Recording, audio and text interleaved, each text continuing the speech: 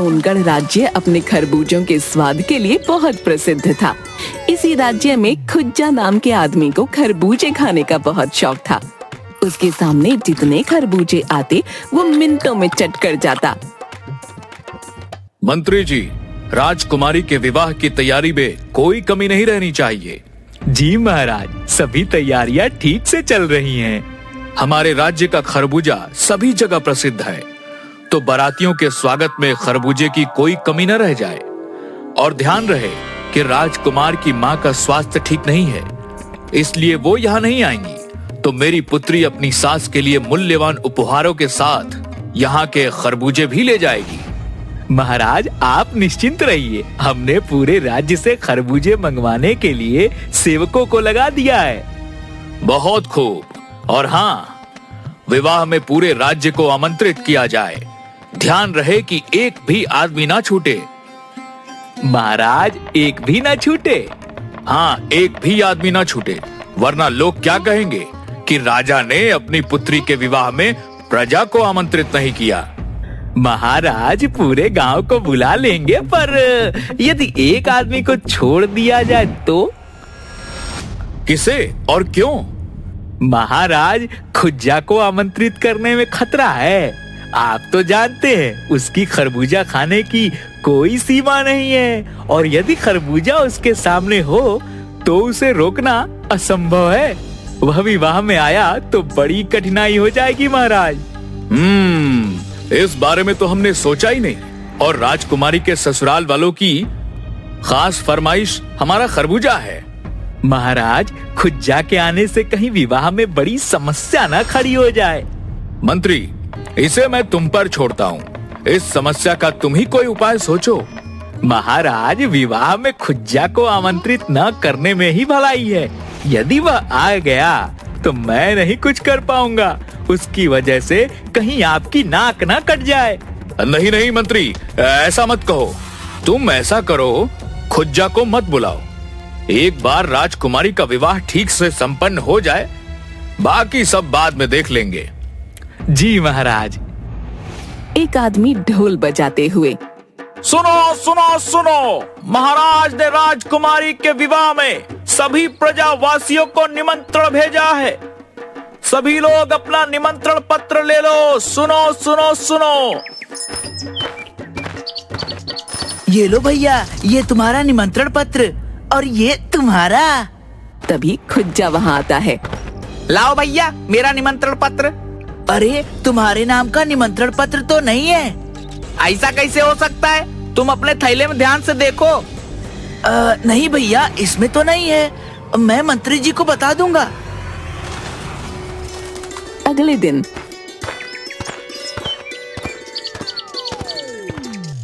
जब दोनों आदमी फिर निमंत्रण पत्र देने आए तो खुज्जा उनके पास गया। हाँ, मेरा निमंत्रण पत्र दे दो। तुम्हारा निमंत्रण पत्र नहीं है। मंत्री जी ने कहलाया है कि तुम्हें विवाह में निमंत्रित नहीं किया गया है। पर क्यों? मैं नहीं जानता। और हाँ, मंत्री जी का एक और संदेश है तुम्हारे लिए कि इस बारे में तुम्हें उनके पास या महाराज के पास जाने की कोई आवश्यकता नहीं है। वे लोग राजकुमारी के विवाह की तैयारियों में बहुत व्यस्त हैं। पूरे गांव को निमंत्रण दिया है, बस मुझको नहीं। ये तो अन्याय है, सरासर अन्याय है। क्या हुआ जी, आपका मुंह क्यों उतरा हुआ है? किसी ने कुछ कहा? खुज्जा कुछ नहीं बोला। क्या हुआ जी, कुछ तो बोलो। महाराज ने राजकुमारी के विवाह में पूरे गांव को निमंत्रण भेजा है, केवल हमें छोड़कर। अरे बस इतनी सी बात? राजकुमारी का विवाह है, सबको 100 काम है। हो सकता है कि मंत्री जी भूल गए हो। आप कल जाकर उन्हें याद दिला देना। नहीं नहीं, ऐसा नहीं है। निमंत्रण पत्र देने वाले सेवक ने बताया है कि हमें जानबूझकर नहीं बुलाया है और उनके पास जाने के लिए भी मना किया है। ठीक है, तो हम नहीं जाएंगे। यदि वो हमारा सम्मान नहीं कर सकते तो बिन बुलाए वहाँ जाकर हम अपना अपमान नहीं करवाएंगे। हाँ, तुम ठीक कह रही हो। सुनो, पूरे राज्य में जितने भी खरबूजे हैं उन सबको लेकर पुराने भंडार गृह में रखवा दो और एक आदमी को रखवाली के लिए लगा दो। जी मंत्री जी, एक समस्या और है। कैसी समस्या? यदि राज्य के किसान अपने मर्जी से खरबूजे न दे तो क्या उनके साथ जबरदस्ती करना ठीक रहेगा? किसान देंगे क्यों नहीं भाई, राजकुमारी का विवाह है और हमारे राज्य का खरबूजा महाराज की आन बान है। इतना स्वादिष्ट फल हमारे आसपास के राज्य तो क्या दूर दूर तक नहीं है। मंत्री जी, वो बात तो ठीक है, पर आप तो जानते हैं ना कि हमारे राज्य के खरबूजे की मांग दूर दूर तक रहती है और हर वर्ष किसान बड़ी मात्रा में इसका निर्यात करते हैं। उसे कैसे रोका जाए? ऐसा करो, खरबूजे के निर्यात पर रोक लगा दो, राज्य की सीमा पर पहरेदारी लगवा दो। एक भी खरबूजा सीमा पार न जा पाए तो थक हार कर किसानों को सारे खरबूजे देने ही पड़ेंगे। जी, ये सही रहेगा। बारात 2 दिन तक हमारे राज्य में रुकेगी और बारातियों का स्वागत हमारे खरबूजे से ही होगा, तो इसकी कोई कमी नहीं होनी चाहिए। जी मंत्री जी। सुनिए जी, ये लो पैसे और बाजार से 1 किलो प्याज ले आइए।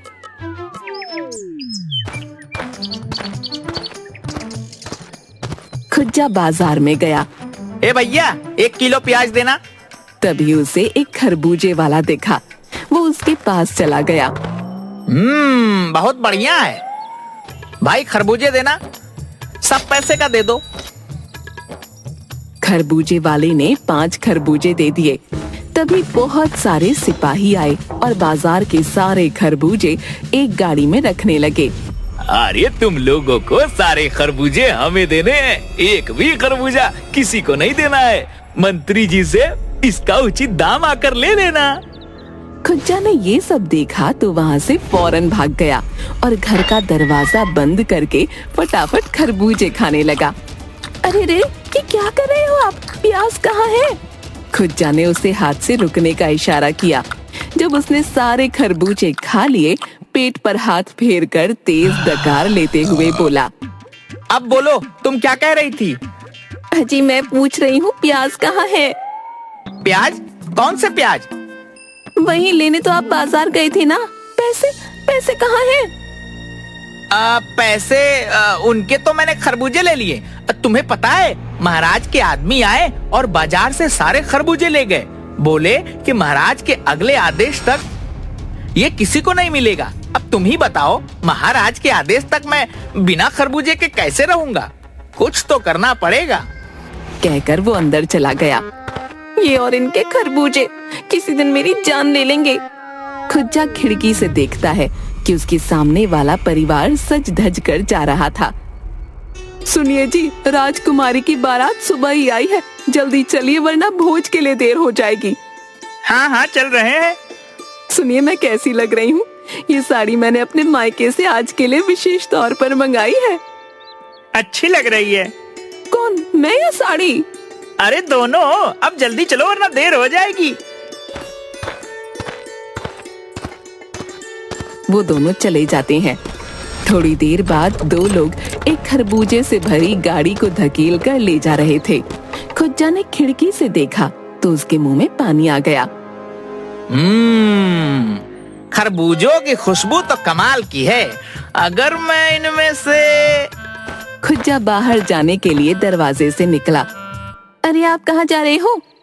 एक काम याद आ गया, अभी निपटा कर आया। हाय, आपको ऐसा कौन सा काम है? कहा ना अभी आया। ठीक है, पर घूमते घामते बिन बुलाए कहीं राजमहल के भोज पर ना पहुँच जाना। नहीं नहीं, मुझे अपने सम्मान की चिंता तुमसे अधिक है। कहकर वो चला गया। वो छिपकर गाड़ी का पीछा करने लगा। कोई आदमी नहीं दिख रहा। पूरा गांव सूना पड़ा है।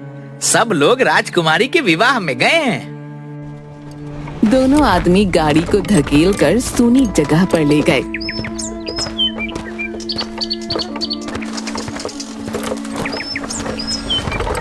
अच्छा, पुराने भंडार गृह में खरबूजा छिपाया है। ये मंत्री के दिमाग की करामात लगती है। एक आदमी वहाँ पहरा दे रहा था। ए भैया, हम दोनों पानी पीकर अभी आते हैं। आकर सारे खरबूजे भंडार गृह में रखेंगे। पहरेदार ने हाँ में सिर हिलाया। दोनों आदमी वहाँ से चले गए।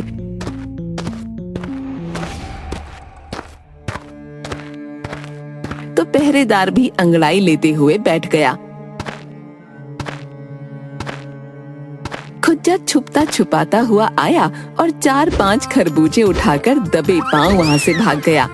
थोड़ी दूर जाकर एक पेड़ के नीचे बैठकर, ये खरबूजे यही खा लेता हूँ। अगर भगवान ने खरबूजे देख लिए तो पूरी कहानी समझ जाएगी और लड़ेगी।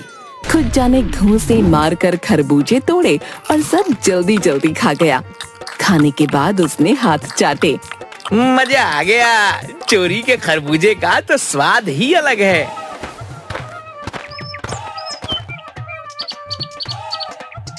अगले दिन खुज्जा खिड़की में से सभी गांव वालों को सज धज कर राजकुमारी के विवाह में जाते हुए देख रहा था। अजी, आप भी क्या सबको देख रहे हो? चलिए भोजन तैयार है, खा लो। खुज्जा हाँ में सिर हिलाकर भोजन करने के लिए बैठा। देखिए, मैंने आपकी पसंद की आलू की भाजी और गर्मा गर्म पूड़ी बनाई है। आपको पसंद है ना? हाँ, ये लो अचार और चटनी। भोजन करिए ना। वो दिखाई नहीं दे रहा है। वो कहाँ है? क्या? खरबूजा? अरे तुम्हें पता तो है मैं उसके बिना भोजन नहीं करता। आपको भी तो पता है, राज्य के सारे खरबूजे महाराज ने राजकुमारी की बारातियों के लिए मंगवाए हैं। जब तक बारात वापस नहीं जाएगी हमें खरबूजा नहीं मिलेगा।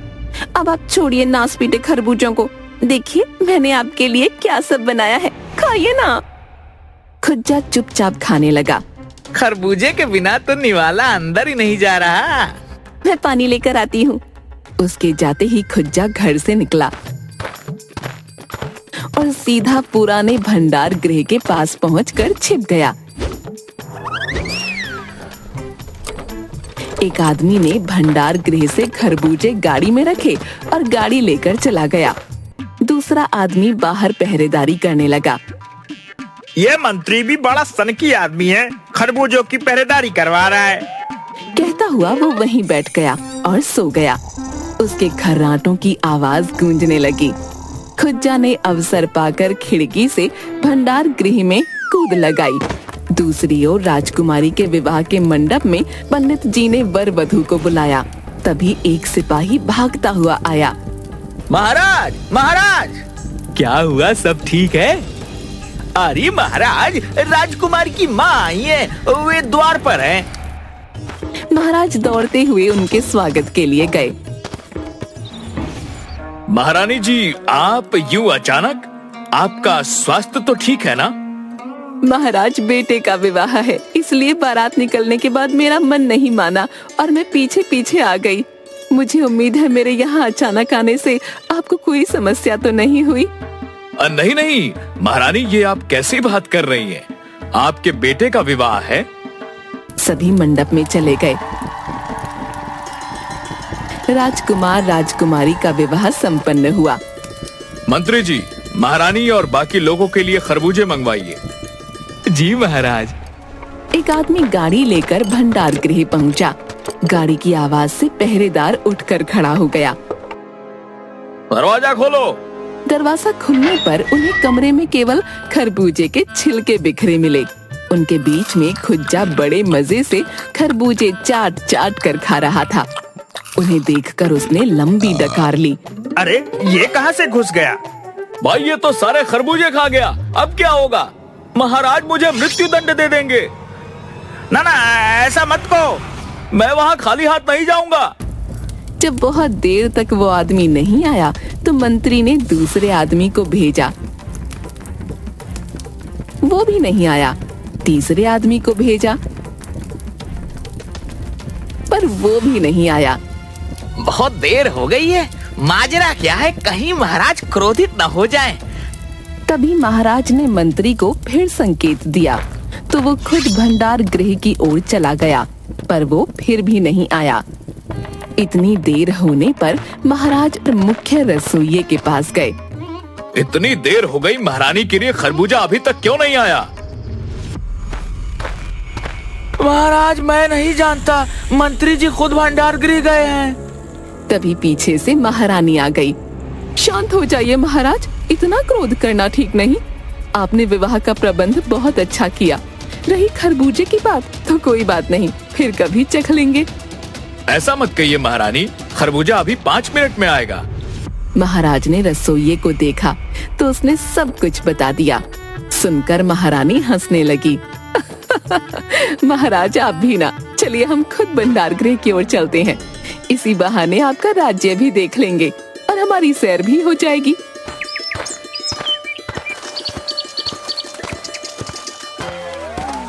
सभी भंडार गृह पहुंचे तो देखा मंत्री और बाकी सब लोगों ने खुज्जा को रस्सी से बांध कर रखा था। भंडार गृह की हालत देखकर महाराज हैरान हो गए। महाराज आप यहाँ? मंत्री ये मैं क्या देख रहा हूँ? महाराज ये खुज्जा न जाने कैसे घुस गया और सारे खरबूजे खा गया। एक अकेला आदमी इतने खरबूजे खा गया? जी महारानी। सुनकर महारानी हंसने लगी। महाराज लगता है आपके राज्य के खरबूजों का स्वाद हमारे भाग्य में नहीं। अब इस बेचारे को छोड़ दीजिए। महाराज ने मंत्री को संकेत किया तो खुज्जा की रस्सियां खोल दी गईं। रस्सी खुलते ही खुज्जा पीछे की ओर भागकर कोने में छिपाए हुए 2 खरबूजे उठाकर ले आया और महारानी को देने लगा। मैंने ये बचा कर रखे थे, आप हमारी अतिथि है ना, ये लीजिए आपके लिए। महाराज आप निराले, आपका राज्य निराला और आपकी प्रजा भी निराली।